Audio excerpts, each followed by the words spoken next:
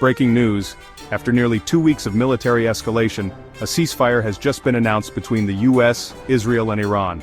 I want to break down what's actually happening, why it matters, and what you should watch for next. Let's start with the basics. This truce follows 12 tense days. US forces struck Iran's nuclear sites, Iran retaliated against a major US base in Qatar, and Israel and Iran exchanged heavy fire, even striking each other's cities. The fighting left dozens dead and hundreds injured, not to mention the massive ripple effects on oil prices and regional stability. So how did this ceasefire come about? Intense US diplomacy, personally led by President Trump, with Qatar working as the main mediator. Israel publicly agreed, warning of severe consequences for violations. Iran's foreign minister set a hard deadline and framed the deal as something forced on Israel, not a mutual agreement.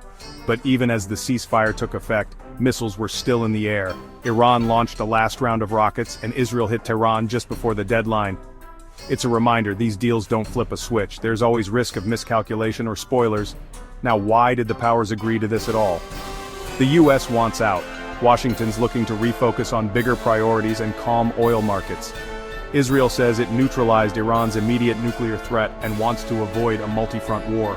Iran's economy is battered, internal unrest is growing, and leadership needs breathing space. Let's talk terms. What's actually in this deal? No more airstrikes or drones. Israel's supposed to pause covert ops in Iran. The IRGC will scale back in Syria and Iraq. Diplomatic back channels are reopening thanks to Qatar and Oman. There's even talk, emphasis on talk, of the US easing some sanctions if Iran allows more nuclear inspections. But here's the hard part: trust is almost non-existent. Proxy groups like Hezbollah or the Houthis might ignore the ceasefire completely. Verification is shaky, there's no formal mechanism, and Iran's foreign minister says this isn't a traditional agreement, just a conditional pause. So, what's next? If the ceasefire holds, it could ease tensions in Lebanon, Gaza, and Syria, and maybe restart nuclear talks. Oil prices already dropped as soon as the news broke, reminding us how fragile the global economy can be when missiles are in the air. Bottom line, this isn't peace, but it's a vital pause.